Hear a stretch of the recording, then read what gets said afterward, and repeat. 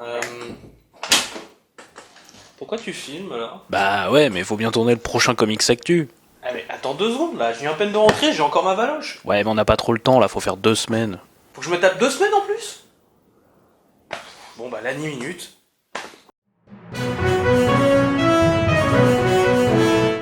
Les chiffres des salaires des acteurs d'Avengers Age of Ultron sont désormais connus. Ainsi, l'on sait que Robert Downey Jr., alias Iron Man, touche 40 millions. La Veuve Noire, 20 millions. Tandis que Captain America, seulement 6,9. Vous la sentez venir à cause de Civil War. Le rôle de Captain Marvel est désormais extrêmement couru chez les femmes. Ainsi, l'actrice Sienna Miller vient de se rajouter à la longue liste de prétendantes pour le rôle.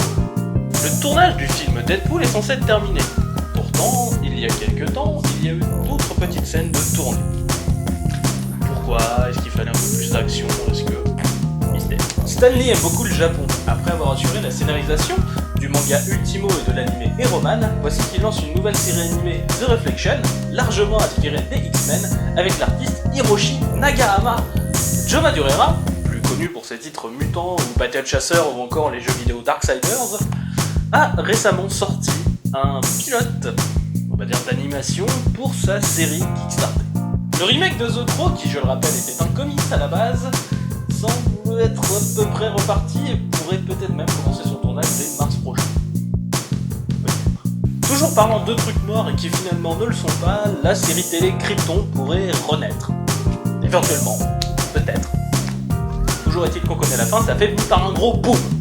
Toujours en parlant de choses qui font un petit boom, la série télé Supergirl a réussi à réunir 16,3 millions de spectateurs.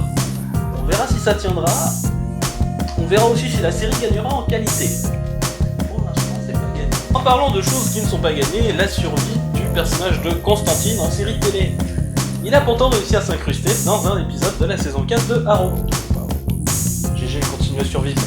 Hugh Jackman, alias Wolverine, n'aurait pas dû faire partie du prochain film X-Men, alias X-Men Apocalypse. Alors certaines rumeurs disent que oui, disent que non, alors Hugh, partira pas? Choisis. En parlant, comme dirait Claude François, de choses qui s'en vont et qui reviennent, la version PC de Batman Arkham Knight est revenue. Mais elle va peut-être repartir parce que ça marche pas encore super bien. Et au niveau bande-annonce, on a surtout la première bande-annonce de The Preacher. Enjoy. En attendant, c'est parti pour les news comics. Disney semble aujourd'hui avoir à cœur de promouvoir ses attractions, venant des parcs d'attractions évidemment.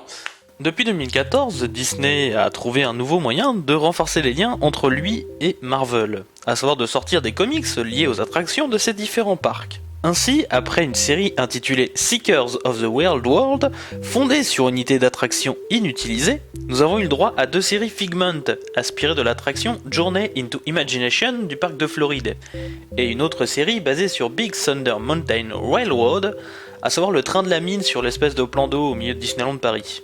Et de bien d'autres parcs, mais bon, moi je prends Disneyland Paris. Eh bien, figurez-vous qu'une autre attraction va engendrer un comics, et il s'agit de la Maison Hantée, qui avait déjà subi les outrages d'un film vraiment pas terrible il y a quelques temps.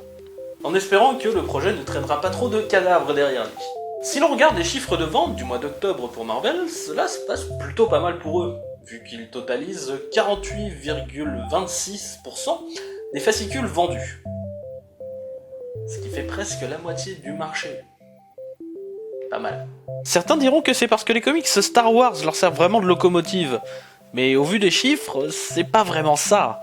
Dans le top 10 des ventes de ce mois, tous les comics sont de Marvel. Et seulement 3 d'entre eux sont du Star Wars, et même pas dans le top 5.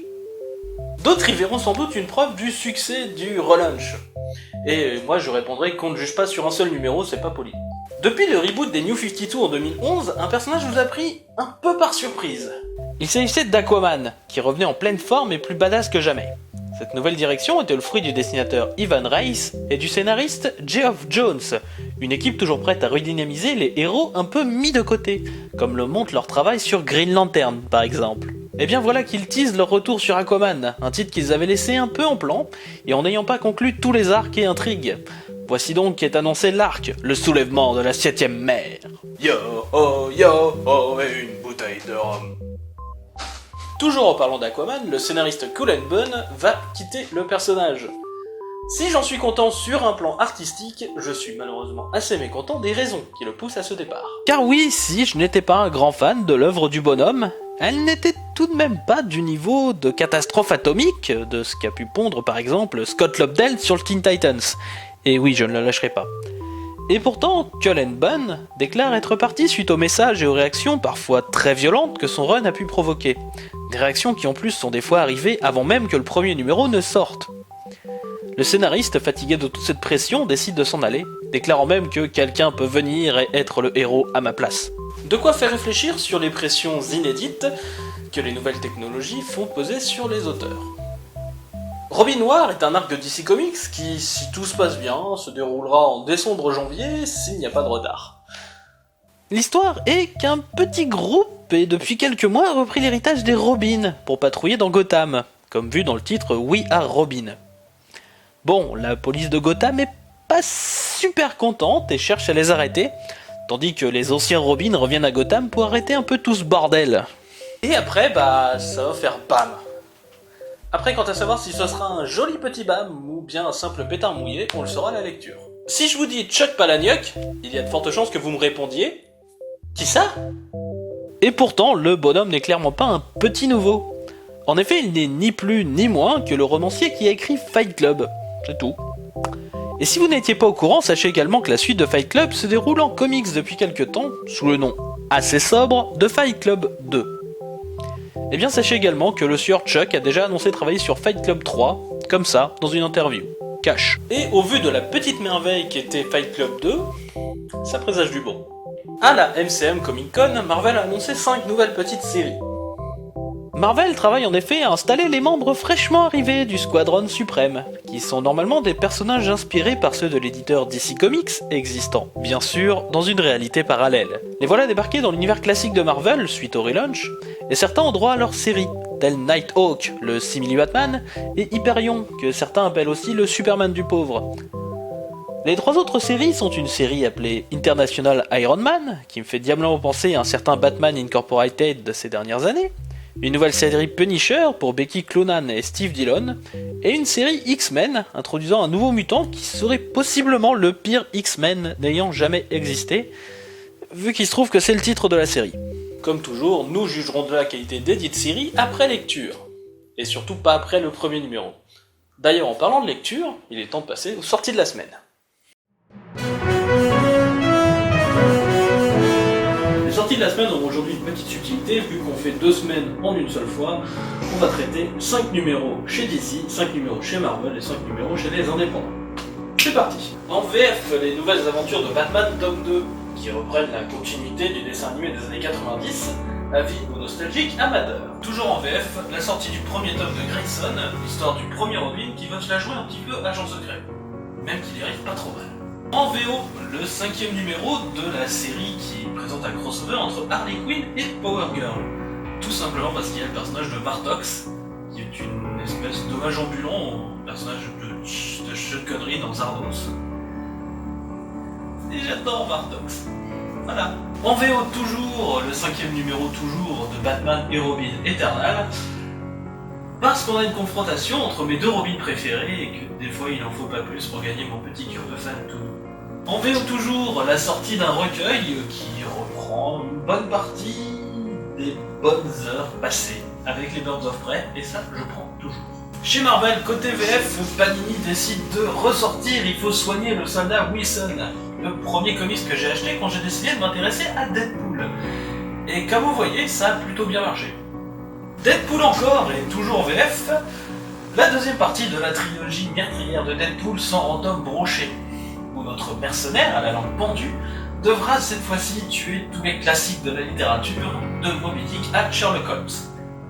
VF toujours, la ressortie de la première partie d'Astonishing X-Men de Joss Whedon et David Cassaday, qui est sans doute la meilleure histoire des mutants des années 2000. VO cette fois-ci le premier numéro d'Hercule, qui arrive à mélanger le côté un peu badass du Hercule mythologique avec le côté un peu plus nonchalant que l'on a appris à connaître et apprécier dans l'univers Marvel classique, sans dénaturer le personnage, et en proposant une histoire qui a l'air foutrement alléchante. clairement mon coup de cœur du relaunch de Marvel pour le moment. VO toujours, le premier numéro de The Vision, qui nous présente l'androïde essayant de vivre une vie à peu près normale, dans un titre assez bizarre, il faut le dire. J'ai des fois l'impression de lire un titre Vertigo, et croyez-moi, c'est un compliment. Et du côté des indépendants d'abord, eh bien commençons par les bases, avec la sortie en web de réinventer la bande dessinée de Scott McCloud, un auteur de BD mais également théoricien de la bande dessinée, qui a pour habitude de faire réfléchir sur la bande dessinée en faisant de la bande dessinée. Ce qui donne une lecture beaucoup plus digeste et surtout démonstrative que n'importe quel ouvrage écrit. Il est également bourré de bonnes idées et surtout foutrement inventif. Si jamais vous essayez à faire de la bande dessinée par vous-même, il faut lire Scott McCloud, vraiment. Vers toujours la sortie du tome 1 de Witches, un album de Scott Snyder au côté fantastique et ésotérique, un peu glauque, mais jamais vraiment dérangeant, une lecture sympathique pour ceux qui aiment le genre, mais si vous cherchez vraiment de l'horreur pure et dure, pour l'instant c'est pas le cas. VO cette fois-ci, le premier numéro de Klaus, une histoire de Grant Morrison qui essaye de surfer sur la vague de Noël en nous présentant les origines du Père Noël via un angle heroic fantasy un peu dark. Ça peut être cool. Moi je fais confiance à Momo. VO toujours, le premier numéro de James Bond chez Dynamite, déjà parce que c'est la première fois qu'on revoit Monsieur Bond dans les comics depuis 1996 et son adaptation incomplète de GoldenEye, et aussi parce que c'est pas mal. Des fois il suffit juste de ça. Enfin, toujours en VO, mais j'adorerais avoir une sortie française, le premier tome du 8ème Docteur. Une série enfin consacrée au 8ème Docteur. Je la mets dans mes coups de cœur parce qu'elle est bien pour le moment, et aussi parce que je veux toujours voir plus d'œuvres contenant le 8ème Docteur. Voilà, c'est la fin de ce numéro, je vous dis à la prochaine, et en attendant, lisez. Moi je vais sortir ma valise parce que j'ai des tonnes de comics dedans.